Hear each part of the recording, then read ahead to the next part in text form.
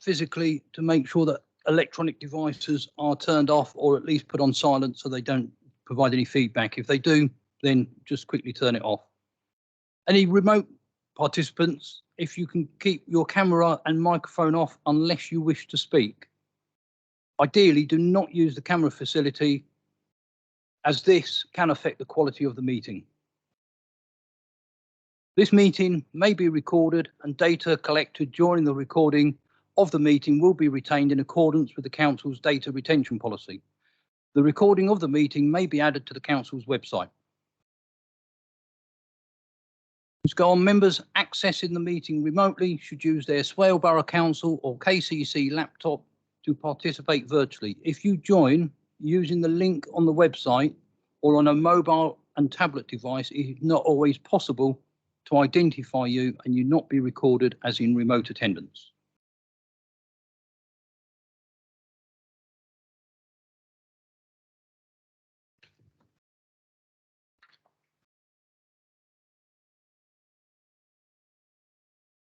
So welcome everyone to the Community Committee meeting. And we also have some visiting members who are attending remotely. I'm not sure if there's any members of the public because I can't see the list up there very clearly, but we may have members of the public in attendance as well. If I can just advise the following staff who are in attendance. We've got the Director of Regeneration and Neighbourhoods, Emma Wiggins, who's on remotely. The Head of Environment and Leisure, Martin Cassell, who's sitting on my left. The Leisure and Technical Services Manager, Jay Jenkins, who's attending remotely. The Community Services Manager, Stephanie Curtis, or Steph Curtis, who's sitting on the end on the left. And next to Stephanie is the Community Partnership Manager, Sarah Jane Radley.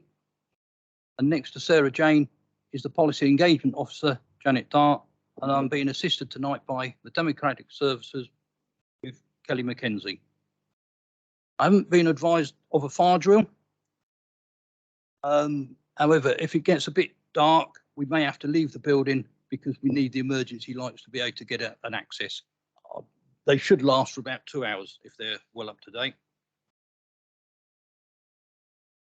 If I can just check with Kelly if there's any apologies or absences and confirmation of any substitutes, please.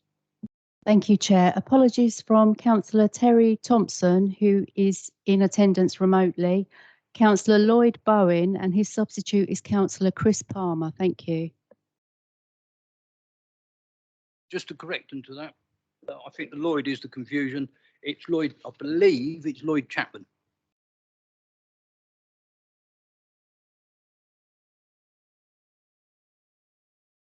Councillor Perkin. Just apologies from Councillor Claire Martin. She's not very well. Thank you for that.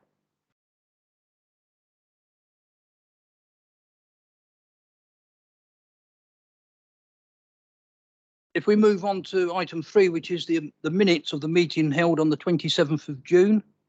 I take it you've all had a copy and have read a copy of the meeting. And has anyone got anything they would like to note on this? If I could just note, we have received a letter from the MP, and I think there is a footnote there. The letter was circulated via, I think it was a letter from Gordon Henderson with the minister's commitment that they are reviewing the burial stuff.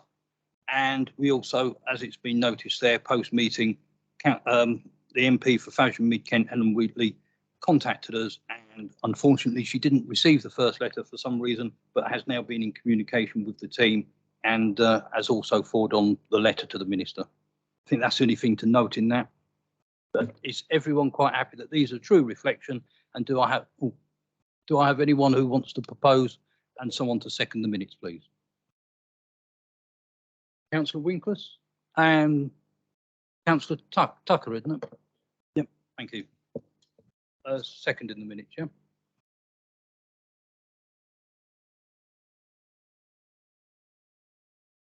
Item 4, declaration of interest.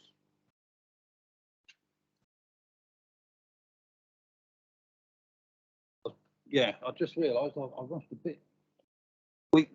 As you're all familiar, and there's no members of the public, you're all quite familiar with the fire routes and the fire exits and how to get out should the alarm go, etc., etc. Declarations of interest.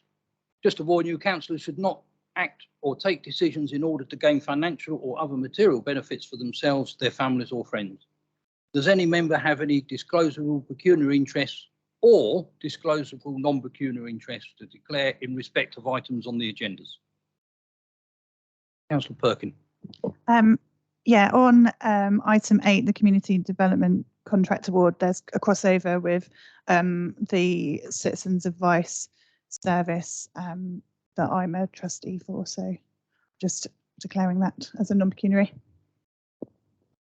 I don't think that precludes you from taking any active part or voting on the matter, but thank you for letting us know.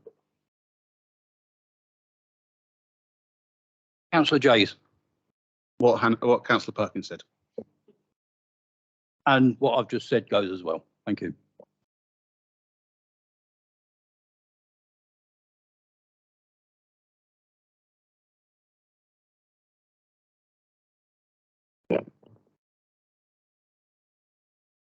Okay, if we move on to the Part B reports, we've got agenda item 5. Oh, no, it's not. Agenda item 5, the Parking Services Annual Report. And I'm going to ask one of the officers to introduce that report. Yeah? Thank you, Councillor Palmer. For those of you who don't know me, I'm Martin Cassell. I'm the Head of Environment and Leisure, and parking comes under my remit. Certainly not a parking expert. Unfortunately, the parking expert is on leave this week, so please be kind on some of the questioning. This is quite an interesting one because an annual report for parking services was last done in around 2013. So it's not something that's come to a committee in a long time. It's not a statutory obligation that we write an annual report, but there are parts of the legislation that require us to publish some transparency data on our website.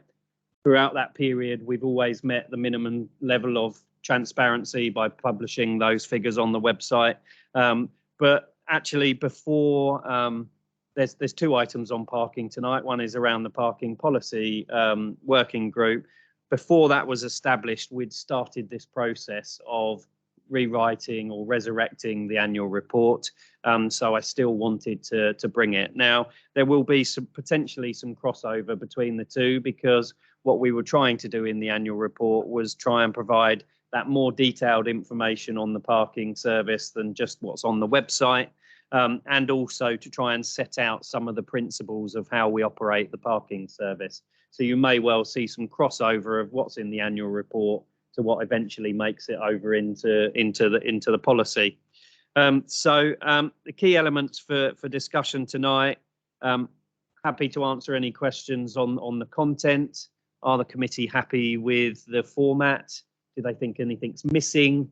I will ask the comms team to put it in a slightly glossier format before it goes on the website. But in essence, what I'm looking for tonight through the recommendation is whether you're happy for the report to go forward and be published, and whether or not you want it to become an annual thing. So happy to take questions. Yeah, I mean, I think the report is quite handy because sometimes it's the opportunity to give the transparency to the public and also highlight what these civil enforcements can do and what we can't enforce, because a lot of people might want to complain about the car that's parked fully on the pavement and people can't get round, but the civil enforcement can't do anything about it. That's an obstruction, that's a police matter. The only time the civil enforcement can get about is if there's a traffic regulation order in place where they park. So that's made quite clear in the report, and I think it's good that we have something that we can put out to the public and show them what goes on with parking exactly, and that. But if anyone has any questions,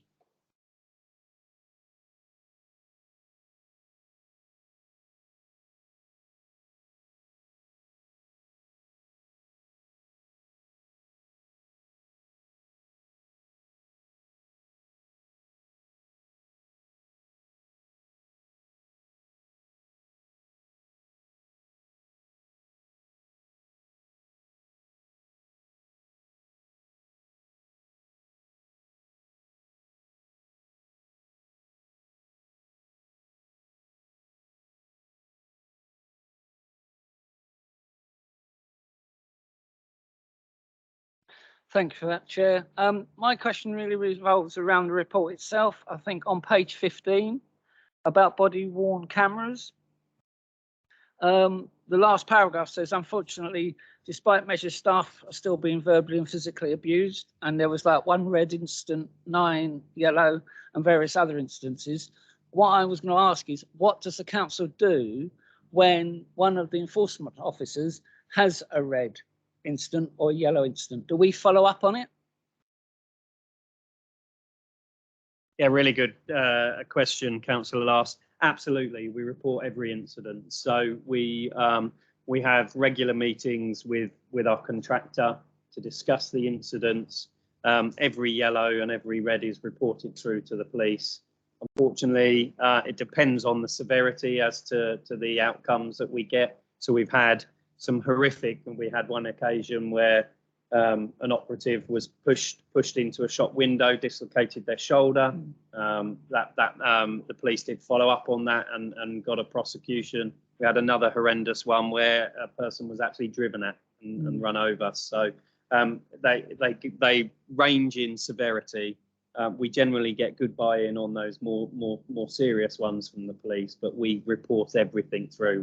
We feel it's important to show our staff and our contractor that we're supporting them. So we after any incident, we have a follow-up with that operative as well to make sure and see how they're doing. So really important point. Thank you for that. Thank you, Chair. This report is very welcome, and I think it should be an annual item. And I just think we need the website information to be as glossy as the report will be. At the moment, it tells you how many steps to the town centre or the local council office. I think with the island being such a wide area, rather than it just being covered as one under the Isle of Sheppey and telling you how far from Shellness car park, 17,321 steps to Sheerness town centre. I think we should look to tidy that up on the website. I'm not sure many people would want to walk from Shellness to Sheerness, as we like to get run over on the way. I think Councillor Jays knows my opinion on the steps function, so we are certainly working on it, and we'll make sure that that's tidied up.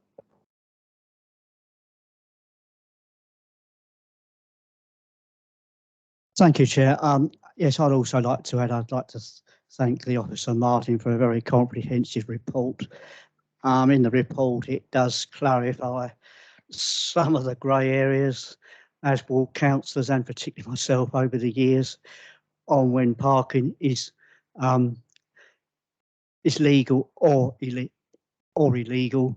And one in particular is the old chestnut for most of us, or the new councillors will soon find out, is when vehicles sort of only park with 2 wheels on the pavement and there's nothing we can do. And when it's 4 wheels, it is illegal. I honestly feel, I know it's national legislation, it's got to pass this, but really in the future this has got to be outlined more by government, so we have a clearer picture on that. But yeah, overall I think it's a very good report, and I would like to see further reports or annual reports in future years. Thank you. Yeah, we've had this conversation many a time, Councillor Winklis. We are told there is going to be a national consultation on pavement parking. We've yet to see that materialise. I think it will be a really interesting debate, because Councillor Palmer and I have discussed it many a time. Sometimes you try to solve one solution and you create another. So if we're not parking on the pavements, where are those cars going to go? So it will create an interesting debate when it comes along.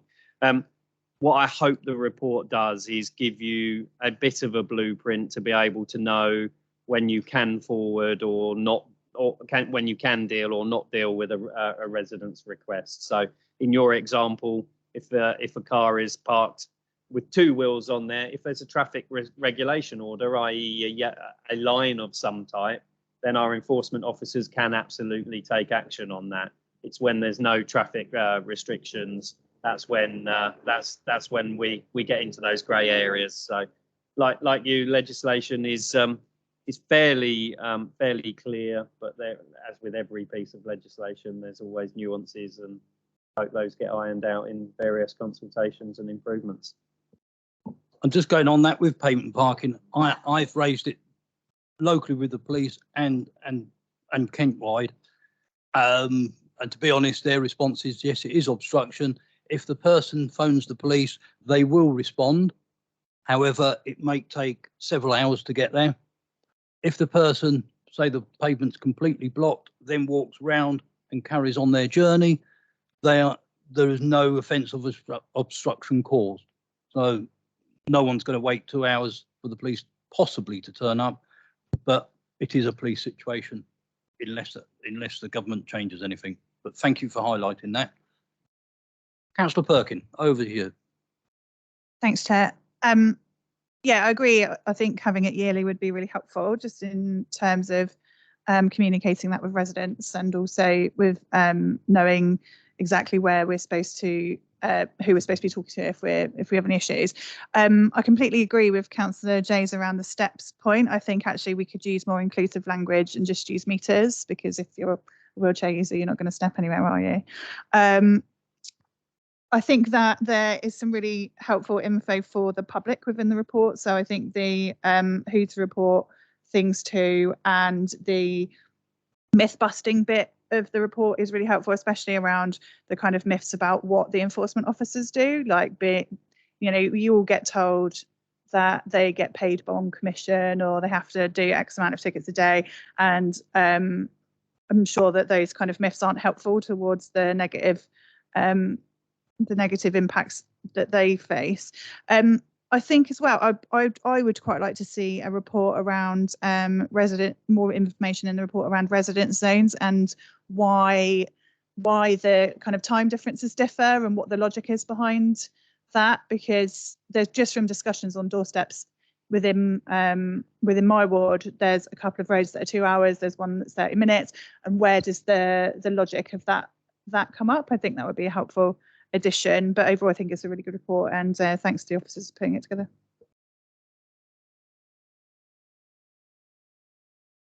I think just on that last one, each zone, as you know, is done under a separate traffic regulation order. So that's where you get the discrepancies, because when we go out and consult, we react to what the residents at the time want. So some of these restrictions will have been in for 10, 15, 20 years. And you never get very rarely do you get a consensus even on a small road, let alone on a large town centre road. So it's generally been discussed through that JTB and consultation process, and that's where you get what looks like inconsistency. But it was trying to, if you put everything in the same, they're not the same set of circumstances. So some will be affected by commuters, others will be affected by evening economy, pub drinkers, restaurant owners, restaurant visitors and things like that. So that's why there is this separate process for each road. But certainly, as you'll hear later, one of the things in the parking policy is around looking at those unintended consequences. And if you change something, you might need to change the resident zone times at a later point. So yeah. And I think with that actual area might look better being covered in the policy. So there's a clear policy of what the parking zones are. I've got 4 people now to speak, and then I think that'd be the last one. Councillor Nundy. I've got Councillor Worcester online following, so it's Councillor Nundy first, Councillor Worcester, Councillor Chris Palmer. Did I get it wrong? Councillor Noy? Councillor Noy. And you'll be the last one to speak on this item. That's all right, thank you. So over to Councillor Nundy. Thank you, Chair. It is a very interesting report, and it does make for good reading. So looking at the Appendix 2, the heat maps of PCNs by location and enforcement hours deployed, there's obviously quite a big red area in Sheerness, and there's other ones in Queenborough, Minster, Eastchurch, and on the east end of the island. I think what would be really helpful is more information about the types of PCNs that they are and what they're for. One of the things that people complain to me a lot about is particularly is around disabled bays and the complete lack of enforcement around them. People contacting the council saying someone's parked in a disabled bay outside my house. I know the disabled bay isn't allocated to that property, but if someone hasn't got a disabled badge, they shouldn't be in the badge is trying to park in there. Their need is greater. That's why they have the blue badge. And that's happened to a few people that have contacted me in Minster. And, you know, especially if it's late at night and they've come back and the person that's parked in it has gone home and gone to bed, no one's coming to enforce it at that time of night. So I think it'd be interesting to have a breakdown of the types of PCNs. Also, in some areas in Minster and some areas in Sheerness, I'm sure Queenborough and the east end of the island are exactly the same. There are no parking facilities. And people sometimes have no choice, or so they say they have no choice but to park on a double yellow. So it would be interesting to see where those areas are, to see if there's anything the council can do to improve the quality of the parking in those areas. Thank you. I think really good points. So in terms of the heat maps there, what we often show, and I'm just checking to see whether I put it in that way, is so we show hours deployed and PCN levels. And the reason we do that is because, again, myth busting, everyone assumes we sit hiding behind the cash machine in the car park waiting for those tickets to expire. And then we go out and pounce. What these two different heat maps show is that we actually spend 70% of our time patrolling on street, 30% in the car parks. But actually, when you look at the breakdowns of the PCNs, over 70% of the PCNs issued are in car parks and 30% are on street. So I completely understand. Understand that point. In terms of disabled bays, some are advisory only, which means that they don't have a traffic order behind them. And that is generally where it's being trialled. And so sometimes there are the odd occasion where enforcement officers can't take action on that, but the vast majority will have a traffic order. And if the agent walks past and does see somebody not displaying, then clearly they would be given a penalty charge notice on that. I would just pick up on one final thing on your comment, late at night. So we buy 15,000 hours of on-street or off-street activity from our contractor, and there is absolutely no stipulation in our contract at what time that is. So we dictate when that is. So even before evening charging came in April, we still have operatives out at 9, 10, 11 o'clock. And should we ever need to do an operation in a certain area later, there was an issue around a station and it was late night commuters and various other things, then we are able to direct that resource to where the problems are. So again, that's another myth that we all go home at 5 o'clock and you won't get a penalty charge notice at that point. So the breakdown is quite complicated because there are different levels of PCN. So there are higher level ones that incur a higher fine and lower level ones. But certainly we do have a look at that breakdown, and that's based on those numbers that I gave you. I would say that disabled bay penalty charge notices are in the minority because clearly there's a lot less of those than others.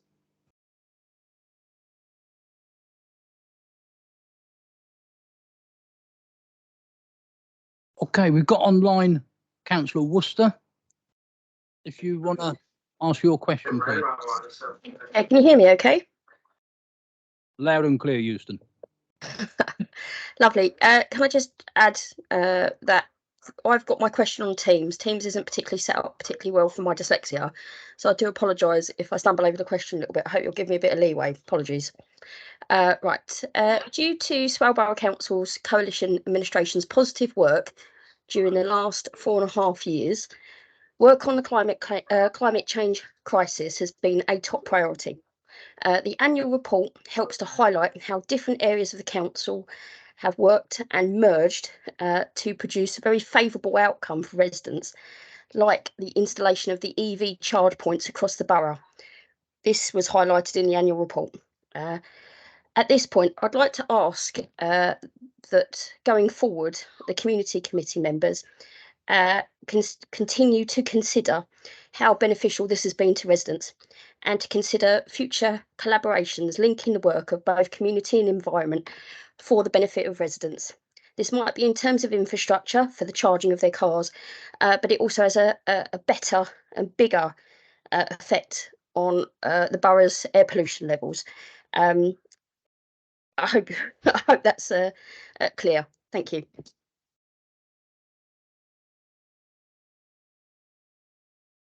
I think I would just echo Councillor Worcester's comments there. I think there is a real balance in the parking service between the need to provide a service that residents want, but also about trying to use behaviour change and encouragement to reach our climate emergency goals as well.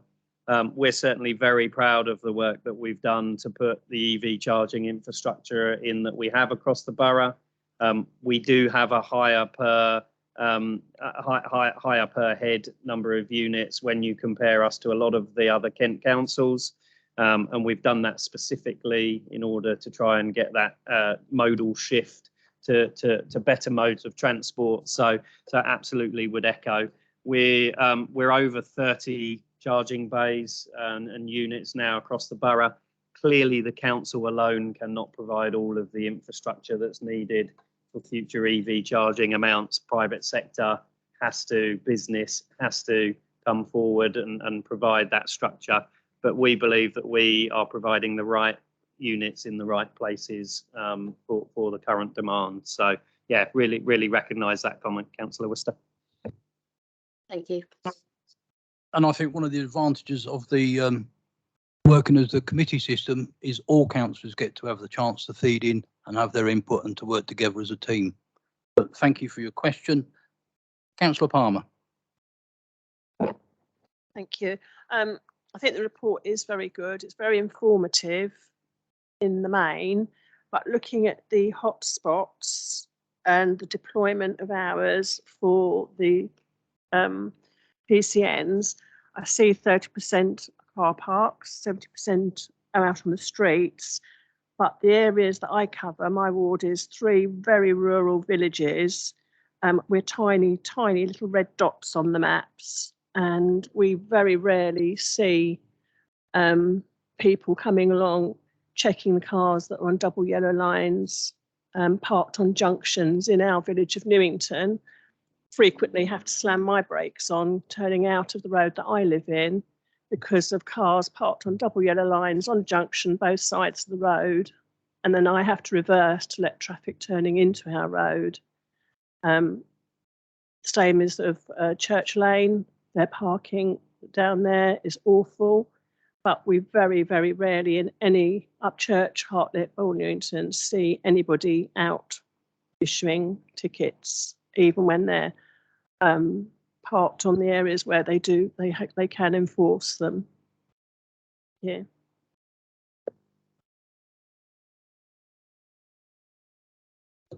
I probably won't argue with that one either, but what I would say is that wherever there are traffic regulation orders and wherever we 15,000 hours sounds a lot, but we can't be everywhere every time. We would love to be outside every school between 8:30 and 9:30 and 2 and 3:30, but with 50 odd schools in the borough, we can't be at everyone at every time. So what I would say is that we absolutely welcome reports in from members of the public, from ward councillors, committee members, in order to help us use that resource the best we can. Certainly, whilst the heat maps don't show the regularity that somebody visits a town centre, what I can say is that our patrols cover the whole borough, and that we do make sure we try and respond to those reports of intelligence where there are particular known problems. Thank you for that. Councillor Noah, you're the last one to speak on this. Thank you. Thank you, Mr. Chairman. Yes, actually, the report was very illuminating. I did enjoy reading this. I would certainly like to see this again. It was very interesting. Following a bit on what Councillor Nunde said about the hotspots on Sheppey, I couldn't help when I noticed this. In Queenborough and Halfway, for example, that's where all the takeaways are. But my question is regarding the income for off-street income. Now, a lot of that's going to come from the EV charging. But just out of curiosity, what do you attribute the large increase to the pay and display?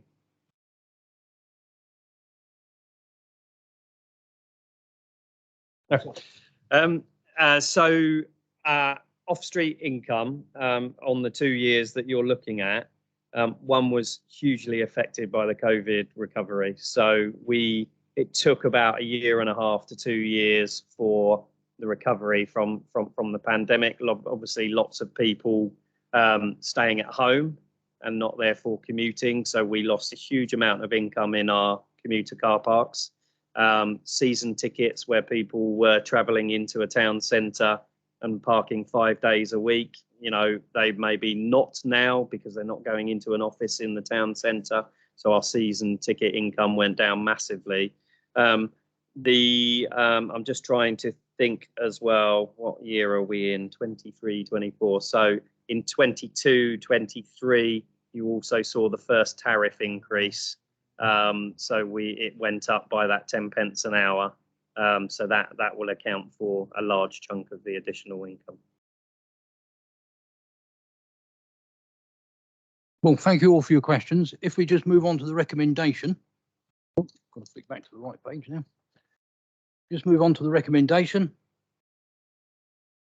We've already discussed it, but it's to discuss the contents and approve the publication of the report on the council's website. Do I have someone who would like to propose that? Councillor Jay's proposing. Who's behind you? Sorry. Sorry, Councillor Shield. Thank you. By Councillor Shield. So who's in favour of this recommendation 1 to discuss the content and approve the publication on the council's website? That's unanimous. Do you want the actual figures? I better do it. Anyone against? Any abstentions? Okay.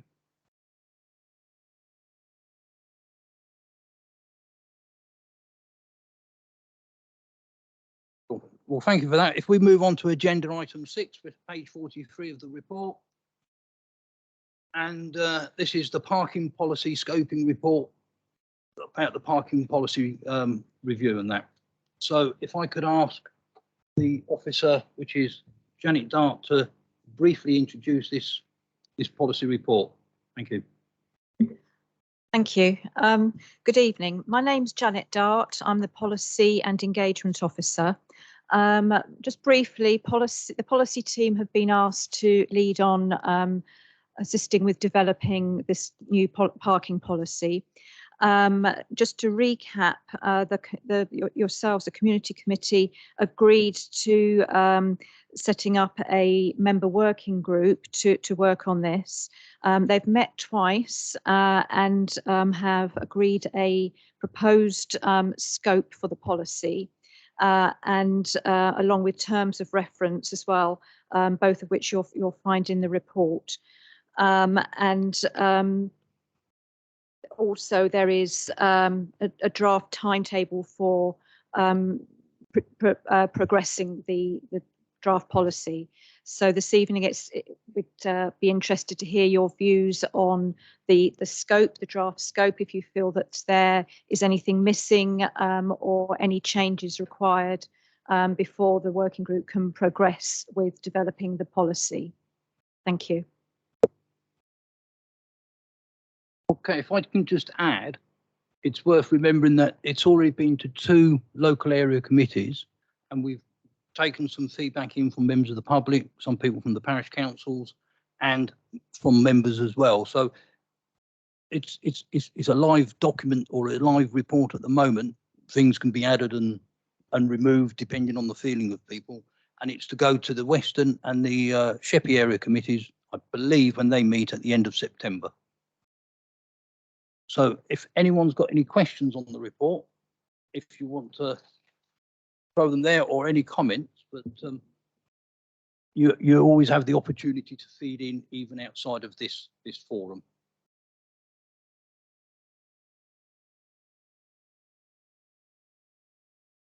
Councillor Perkin. Thanks, Chair.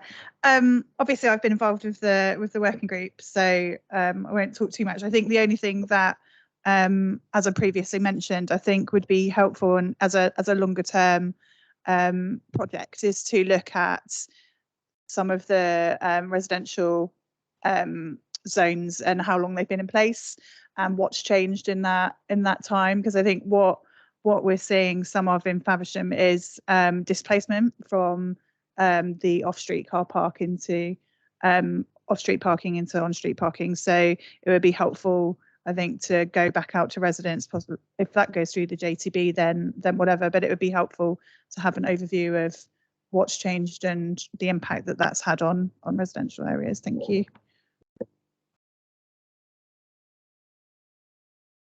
Yeah, I think it's a key topic of debate for the policy working group.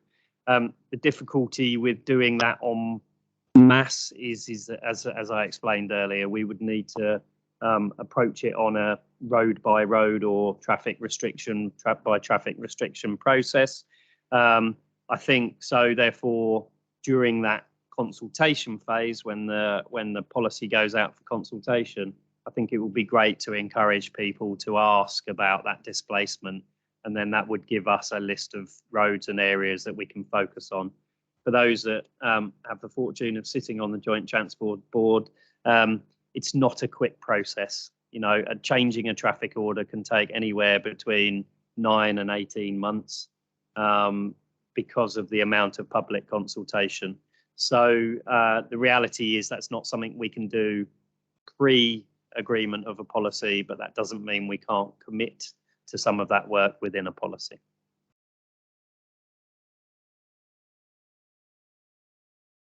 Okay, looks like that nobody else has any other questions. Can't see anyone online. So if I just move forward to the recommendation. Recommendation 1, to agree the scope of the preparation of the parking policy, and recommendation 2, to agree the terms of reference for the parking policy working group. Can I have someone to Councillor Jays, and I'll go Councillor Winkler, yeah?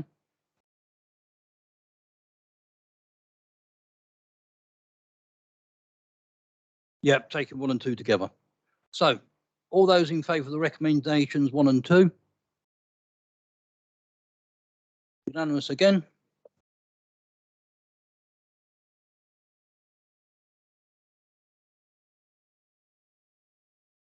So we can move on to the next item. Item agenda 7, which is looking at setting up a local authority good cause lottery. And if I could ask the officer to lead on this, which is Officer Stephanie Curtis. Thank you. So good evening, everyone. For anybody that doesn't know me, I'm Steph Curtis and I'm the Community Services Manager for the Council. So as sort of Councillor Palmer's already introduced, my paper tonight is to discuss the proposal to set up a local authority good causes lottery. So this proposal is set within the context that as a local authority, we do already provide financial support to the voluntary sector in Swale, but with increasing budget pressures, this is becoming more difficult. Around the country, there's a number of local authorities that have set up community lotteries, which are registered and regulated by the Gambling Commission. And it just provides a slightly different format of allowing the local authority to continue to work with these good causes. We would hold an operating licence, and that would allow for sort of the local lottery to run. Having done some research with sort of those other councils that operate such a scheme, it's been recommended to appoint an external lottery manager, or ELM. This is an organisation that's considered to be sort of an expert in the delivery of this type of programme, and it's not sort of the expertise that we have in-house at the moment. This ELM would lead on sort of the setting up of the scheme, the ongoing management, distribution of the prize funds, and making sure that all the licensing requirements are met with. There is an initial cost for setup and kind of the ongoing operational management. The ongoing management, once it's set up, is slightly easier in the sense that the ticket sales that we'd get would enable, they would provide the costs for the ELM as well as any admin costs that we have our side.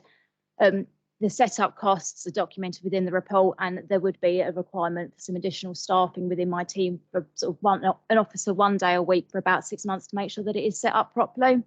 The caveat around that is that at this point in time, there isn't a specific budget or a specific reserve that's been identified to take this proposal forward. So as part of our recommendations tonight, because this falls outside the current budgetary framework, was whether or not members would be willing to contribute a portion of their members' grants towards this setup, or whether as a committee we wish to make a recommendation to the Policy and Resources Committee to be able to find the funding for this project. So the recommendations tonight are for this committee to consider to set up the Local Authority Good Causes Lottery, to delegate authority to the Head of Housing and Communities in consultation with the Chair of the committee to establish a partnership with sort of an ELM, and to also delegate authority to the Head of Housing and Communities in consultation with the Chair of this committee to carry out the licensing application process, to request all members to consider allocating a portion of their members' grant towards the setup costs, and for the committee to recommend funding for this project to the Policy and Resources Committee should you wish to go forward. Happy to take any comments or questions. Thank you very much for that. Councillor Steele, no. Shill is Shill, absolutely fine. Sorry. Thanks, Steph. And then followed by Councillor Nundy, Councillor Perkin, Councillor Winkless, Councillor Shield. Do you want to go first? Yeah? Thank you. Yeah, I definitely think this would be something that would be really beneficial to our communities. We do have an awful lot of voluntary organisations that provide services and support on our behalf, and provide services and support to families and members of our communities that really, really need it. So anything we can do to support them is great. I think it's a good idea that we do get the outside company to do it for us. I don't think it's something we should do in-house at all. I think it would be a waste of our time and energy trying to work it when there's people out there that know what they're doing. And I would be happy to put a portion of my members' grant towards it. Thank you.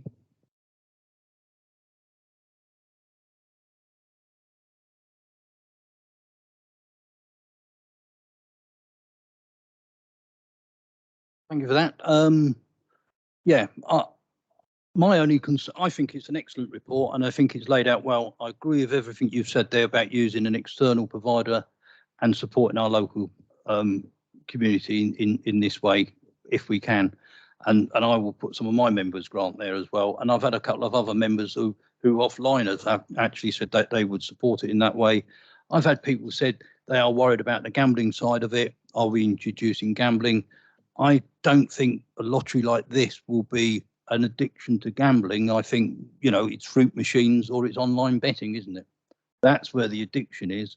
The NHS run similar sort of things. The Kent area or the South Coast Air Ambulance runs a similar sort of thing, and lots of little organisations run these. So I don't think there's an issue there, and I think there's very good points made there. Thank you. Councillor Nundy next. Councillor Nundy. Thank you, Chair. Yeah, I just wanted to echo what you've just said actually about gambling. I've always got reservations about that because generally when you look at statistics, it's people that are on low incomes from working class backgrounds that end up gambling and they just spiral into debt, and that's not a good thing. But in all honesty, this isn't that sort of setup. And I think the risks have been mitigated in the report of that. I do think it's got to do. I do think we should get the an ELM to do it because, as well as it being easier, I think it also provides an element of protection to the council if it all goes Pete-tong because you've got someone else to do it. However, I can't support using members' grants to do this because I've had multiple groups, small groups as well, not even necessarily groups that would benefit from this scheme, dance clubs, really small stuff like that, asking me for money, and I'm not sure how happy they'd be if when they're really struggling in the post-pandemic landscape that we find ourselves, that I'd given money to the council to set up a local lottery. So I support the proposal, but I just can't support that part of it. Thank you. I think that's a good point, well made. And if I could just answer that, because I think that it says for the members to decide, and how a member decides how to spend their grant is down to that member. And that, I think we should respect that. But hopefully if we take them all together, you could support that, because no one's going to be forced. No member's going to be, you must do it. It's purely up to a member. If you can reflect on that. Thank you. Thank you. And I'll move on to Councillor Perkin. Thanks, Chair.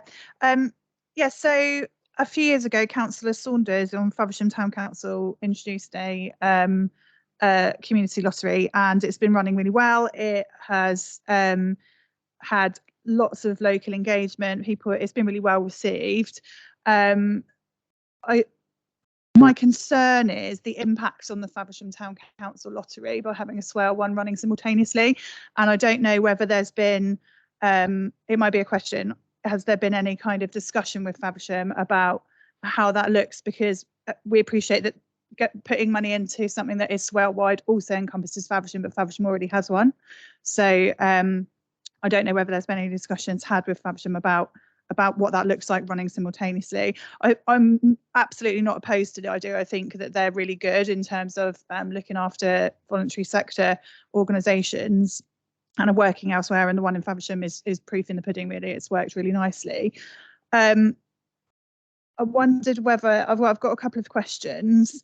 I absolutely agree that getting external agencies to run it is the best thing that we can do, especially because of the concerns that people have raised around gambling and the fact that they will have some kind of statutory duty to make sure that that doesn't become a problem. But do we know if there is kind of because presumably it'll be an online system, is there a way of putting in kind of balances against how many tickets people are buying, how much money they're spending on it a month? Is that the information fed back to the council, just to make sure that we don't have anyone that is being kind of slipping through any kind of nets with it? In discussions when setting up the Faversham one, it was kind of outlined that because the prizes are quite small, that actually there's not a lot in it for problem gamblers. But I'd like to make sure that if anyone kind of starts illustrating any kind of damaging behaviour, that's able to be picked up and we're able to kind of help those people. But yeah, I get that's all really. I do have some concerns about the impact on Faversham and the fact that Faversham already has one. But if people are able to explain that to me, then I'm happy to support it. I don't think we can judge what impact it would have on Faversham or in anything. I don't know. I'm not too sure. I believe there is a mechanism set up that they can feed back, but if they notice a sudden influx of. Yeah, I believe there is. It is all run through an online website. So I would like to think that there's those safeguards in place, but certainly questions we would ask, and we'd also develop that learning sort of from some of the other councils we've had conversations with. On the Faversham front, I don't know if other officers were involved with sort of the original sort of proposal development, such as, I mean, Emma's online and she has actually got her hand up, may actually be able to answer the question about what engagement there's already been, but I'm sure if there hasn't been, we will have.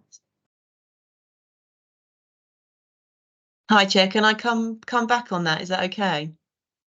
Certainly, Emma. Can you hear me? Forgive me, my voice isn't great. We certainly did identify Councillor Perkin, because Councillor Saunders has raised that when we first started looking at this, which was quite some time ago. So we're aware of the scheme, and I think if the committee is minded to progress with this, then certainly we can have those conversations to see how we can avoid duplication potentially, because obviously there are criteria as to which good causes we allocate funding to. So I'm sure there will be a way that we can offset any of those sort of concerns and talk that through with FTC. I'm sure that can be done. And again, on the points around the gambling concerns, I cannot believe that the ELM will not have checks and balances in place, and we certainly will be raising that because we want to make sure that's the case. So I hope that helps with your questions. Thank you. Okay, thank you. I've got 3 people left to speak. Councillor Winkles, Councillor Tucker. Thank you, Chair. And lastly, online is Councillor Simon Clark. Thank So- you, Chair. So, I mean, I think overall this is a good proposal. We're now in a situation economically where councils, all councils, including this one, are going to have difficulty and finding a source of income to fund essential services, basically. And so, as Councillor Shields said, I mean, I'm totally in favour of this, and I think an external body to come in to look at this and give us further advice, I would go down that suggestion. So I'm basically in favour of this. Thank you. Thank you. Councillor Tucker? Thank you, Chair. I think going back to Councillor Perkins, I read somewhere early on, I read this last night in detail about there's only allocated 20 tickets per person, I think. And there was checks taken in, so I think that might cover what Councillor Perkins is saying. Certainly an external provider, absolute no-brainer. I think the 50% allocation of the good causes is a lot higher than a lot of other charities and a lot of other lotteries. Two questions I've got is the one where it says, I think you can allocate, the supporter can allocate what charity it goes to. Once I think they're approved by the council, what groups they can be earmarked to. So is every single 50p from every single ticket has to go to that one that they've ticked? Is that correct? I believe so, but ultimately, whichever provider we go with, we can ask that it's set up in the manner that we feel is best. The figures and sort of the examples included are just based upon those initial sort of research conversations that we've had. Okay. My final point, or 2 points, I can't, my members grant because I've allocated all already, or amount of people, as Mr. Nunley said, we've had so many come in. The third thing is, I think it should be funded elsewhere from reserves or somewhere else, the money to get it off the ground, with perhaps a caveat that it's returned to reserves after at one point we found 100 grand for pay rises, we could find 5 to get this off the ground. That would be where my, I'd say about that. Thank you. Thank you for those points. And last one is Councillor Simon Clark, who's online. Good evening, Chairman. I appreciate you allowing me to come in as I'm not a member of your committee. Yeah, I've been listening to the debate and I do feel this is a good idea, and the ELM would be the best option to run this for us, because I think it would take up quite a lot of officer time. My point would be that I agree with Councillor Nundy. We do get an awful lot as members of small charities and community groups wanting to have part of our community grant fund. So my view, for what it's worth, would be that this actually goes back to P&R for them to decide how to fund this. I wouldn't be in favour of using members' grants. And the only point that I'd finally make, Mr. Chairman, is that if it goes through that members are asked to use part of their grants, I mean, like Councillor Tucker, he's already spent all of his grant, if I heard correctly. A lot of us have spent a lot of our grant money, and I wouldn't want those that say that they won't support this with their grant money to be stigmatised if it got out that they hadn't supported it. So my view it should be go back to P&R for them to work out how to get this lottery off the ground. Thank you, Chairman. Councillor Clark. What I'll do,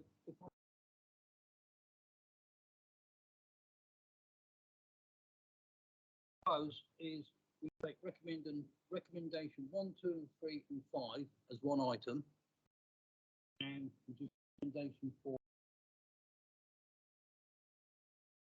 separate items. So what I'm going to put, I will propose recommendation 4 to request all members consider allocating a portion of their members' grant towards set-up costs of this lottery. That's the only item we're going to vote on. If we take item 4 now, I will propose it. Do I have a seconder? Councillor Shield. Hill. Okay, those all in favour? Make that 4, yeah? Those against?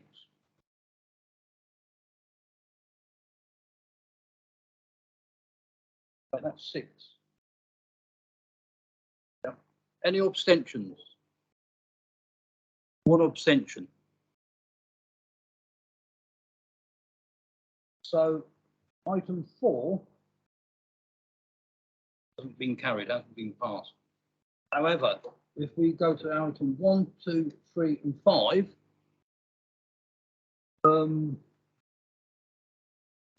I'd like to recommend those as they are laid out in the report. Items 1, 2, 3, and 5. We'll take them together. So I'll propose it. Do I have a seconder? Councillor Nundy? All those in favour? That looks unanimous, yeah?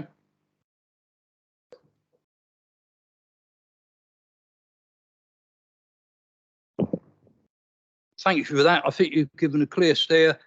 Item 5 does go to policies and resources, and they can look at how it's going to be funded. And obviously, if members so wish that they want to use some of their grant, I don't think it stops them if they've made a commitment or have got some to allocate. But we're not going to make that recommendation to members in a formal from this committee. So that's item 7. If we move on to item 8. Which is page 69 of the report. And it's the procurement of community development, building a sustainable voluntary and community sector within Swale. And if I could ask the officer, the lead officer on this one, I believe is Sarah Jane Radley. And could I ask you to introduce it, please? Thank you.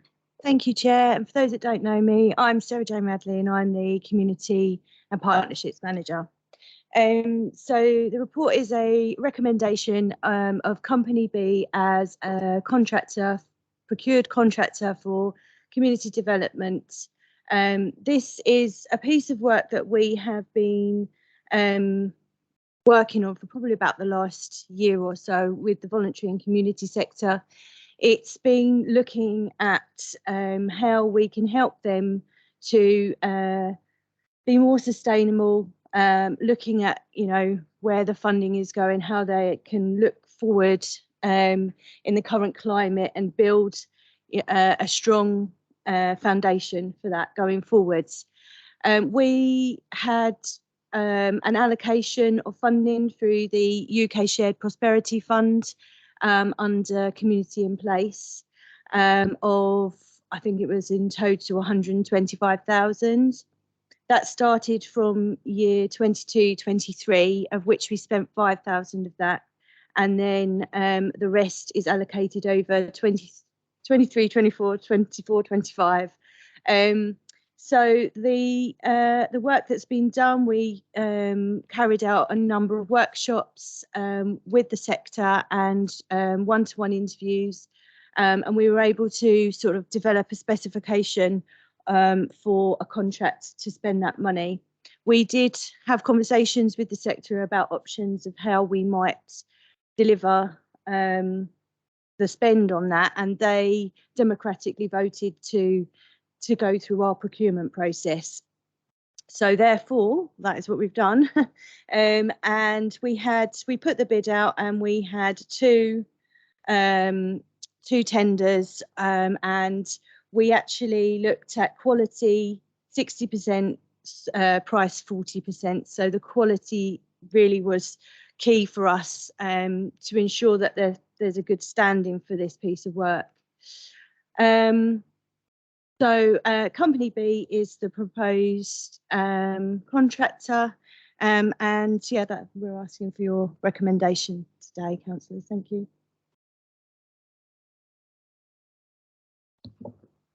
Okay, so the recommendation is that the committee approves the appointment of Company B as the contractor, community development, building a sustainable voluntary and community sector in Swale from the 1st of October 2023 for an initial period of 6 months at a value of 50,000, with the option to extend by 12 months from the 1st of April 2024 at a value of 75,000. Any questions? Councillor Jays. Thank you, Chair. For expedience in a minute, I'm happy to propose this. I think it's very important to highlight the fact we take quality over price any day. I think that's really important that we get the quality all the time. So thank you, Chair. Thank you for that comment. I fully agree. I think it's very good when you look at quality over price, particularly with such an important area of dealing with the voluntary sector and the community.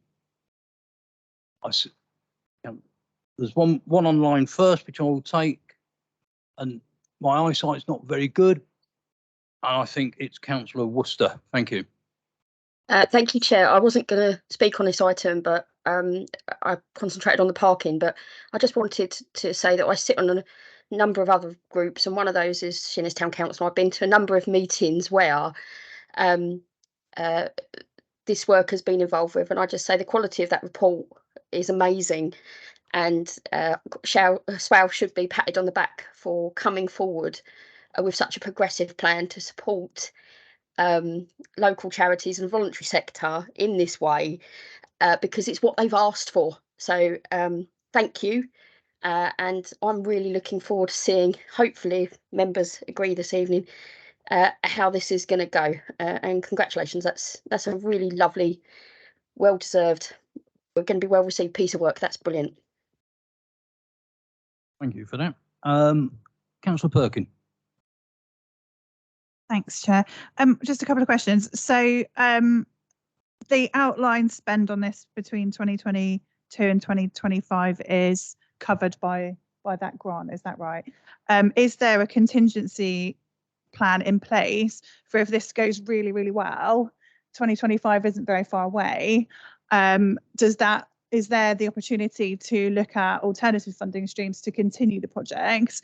I think it's brilliant. I think I'm happy to second it as a proposal. I would just like to know what the future of it looks like, because 2025 is not very far away. Thanks.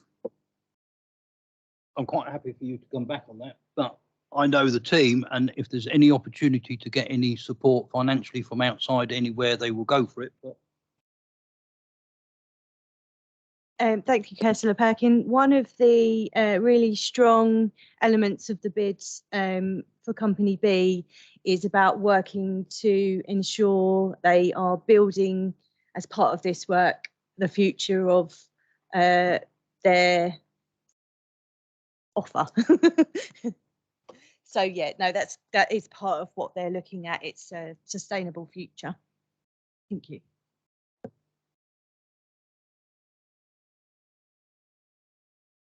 okay, I can't see anybody else with their hands up wanting to speak. This is the award of a contract, so the recommendation is recommendation 1.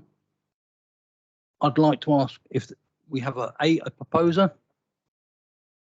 Who's proposing? Okay, sorry, I didn't quite see that, but that's fine. Councillor Jay's proposing, Councillor Perkins seconding. All in favour?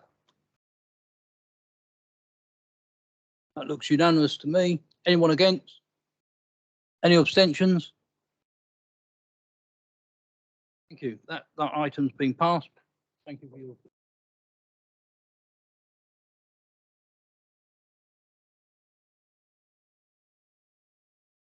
So what we do now is agenda item 9, which is the forward decision plans, which you can see what's coming up in October. Basically, we've got the playing pitch strategy coming through, built facilities, the leisure centre initial options. Do you want to explain that? So I don't, and again the draft parking policy. Then I'll come on to that bit. Yeah. Yeah, apologies. I was just giving one of my officers the heads up that we were coming on to the item. Happened slightly quicker than I anticipated. So the next meeting is really quite heavy in terms of sports and sports facilities. So we've been for about the last 18 months undertaking 2 really quite detailed processes. One is called the playing pitch strategy. So that's where we assess all of the sports playing pitches in the borough, and we determine whether there is enough supply for the current demand, for the current population, and we make projections around whether there's will be suitable for future populations. Very similarly, the built facilities strategy looks at all of our leisure centres, our water space, our sports halls, our gyms, and determines again how we're doing currently and what will we need in the future. That leads us into what is quite a major decision for the council, probably one of the biggest in the 4-year cycle.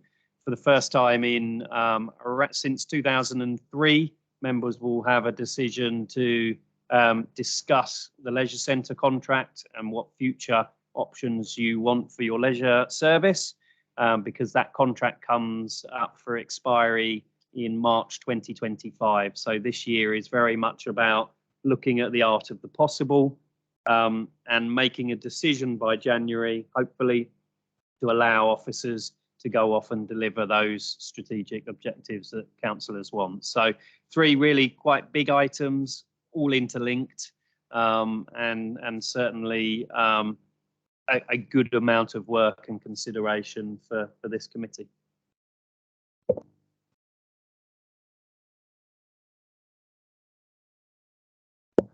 Okay, with that in mind, I think with the leisure services, I think what we should be doing is setting up a working group, but it won't be limited to just committee members from the community committee.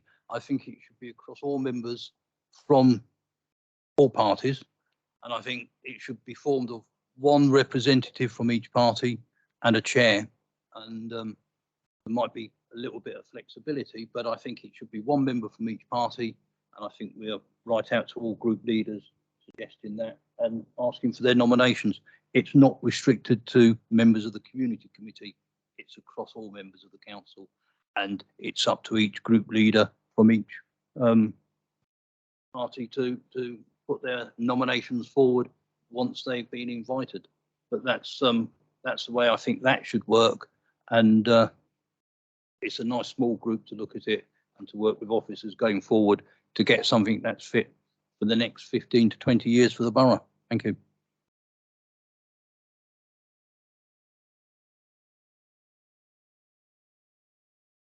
Sorry.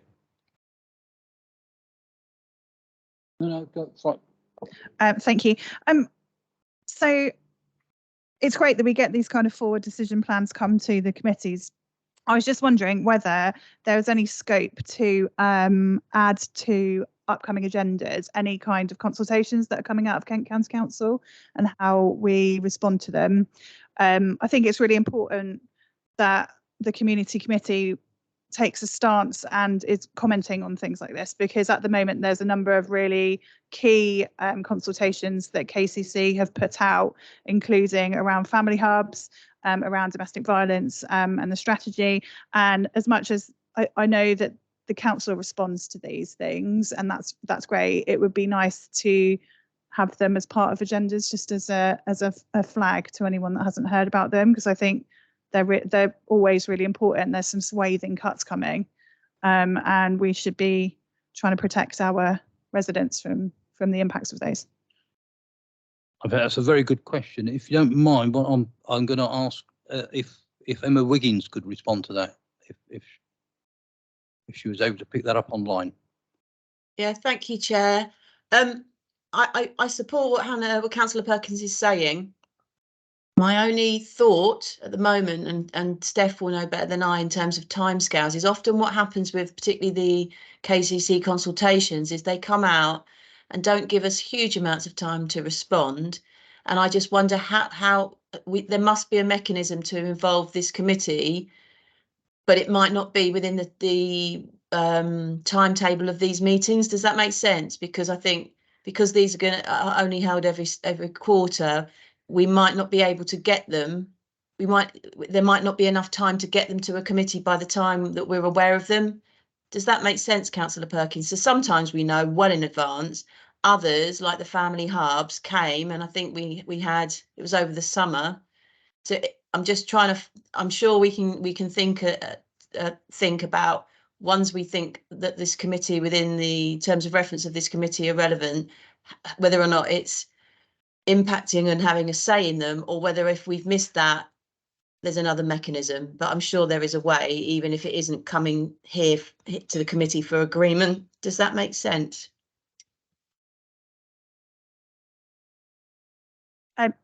Yeah, it does. I think it would just be helpful if the officers find out that there is a consultation happening to really flag it with the community committee members, so that then we can, we don't need to have a meeting to respond with it. We've all got emails, so we can put that together as a response from the committee with final sign off by the chair, I suppose. Yep. Yeah, that seems reasonable. We can look at that and bring something in. Anybody else got any questions on the plan? Councillor Jays. Just going back to Councillor Perkins' point, I suppose this is where the idea of member briefing notes before meetings, not for discussion at the meetings, but just, sort of the headlines of what our officer's been up to in between committee meetings, not for discussion, because we're here to make decisions and not hot air. It's hot enough. But I think perhaps we should look at the idea of briefing notes for items like this. Anybody else got any questions?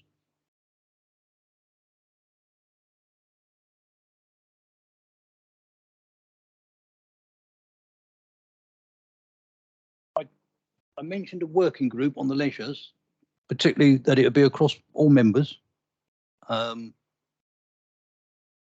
per group, plus a chair. I think we should take a vote on that if you're all in agreement with that. So the recommendation is that the community committee forms a working group across from all members of the party, with members from representative from each political group, from each group. I propose that. Councillor Winkler seconded it. Is everyone in favour of that? Go on then. Yep. I think it should be group members. I think this committee should be called Community and Leisure as it is, and I think their members should be from this committee, rather from across the council. I think the advantage from across the council is we're trying to set something up for the next probably 15 to 20 years, and I think it's nice to have a wider involvement as possible. But we can always, is that an amendment or? I think so. If they're that interested on leisure, they should sit on this committee. So, does anyone want to support that? Councillor Last. All I was going to say is I think it should be a wider committee. I think there are people with skills and expertise who aren't on this committee who could add into that. So certainly where Councillor Worcester said today about things where other committees are working together, I think it's a very good idea that we do involve as many people as possible. Councillor Perkin. So the previous working group with the parking, it's been really important that the member of that group goes back and talks to their political groups. So I think it's perfectly reasonable to encourage people that have perfectly good expertise to speak to somebody from the community committee who is on the working group and feed in through that way. I think it muddies the waters of the terms of reference by adding people outside of the group to a community committee sub working group. So I'm supportive of Councillor Jones's amendment. Okay, so let's just have a show of hands. Who would be in favour of it just being limited to members of this committee? 4. Who would, well, who's against that? Who doesn't support that? That's 1, 2, 3, 4, 5, 6. Sorry. Yeah.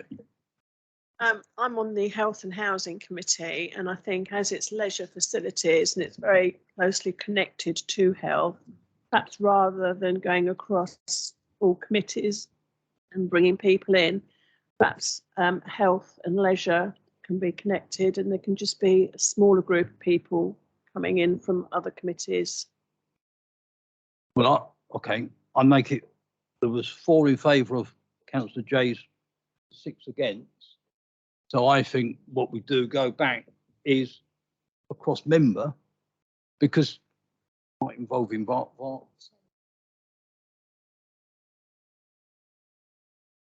Yep, which we've just done. And then, no? Okay, so who's in favour of council?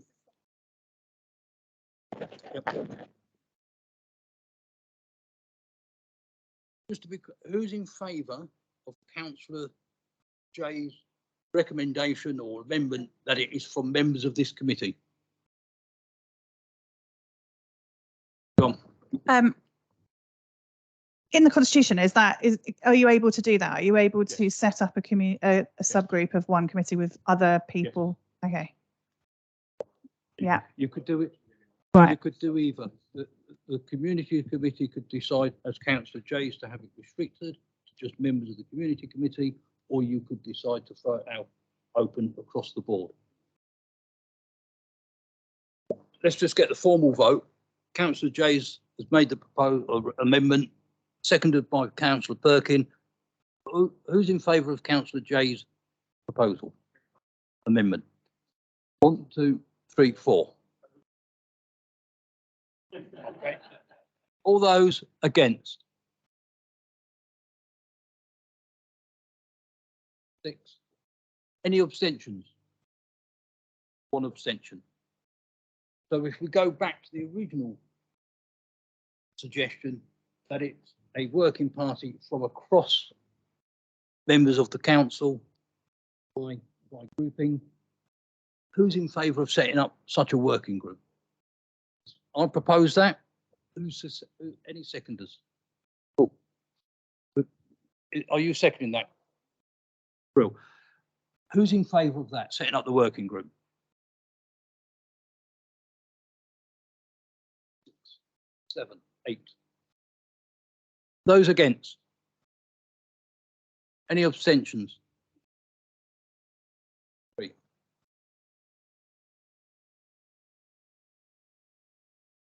Right, thank you all for that. What I'll do, I'll close the meeting now and thank you for your time. And we next meet, I believe, at the end of October. Thank you.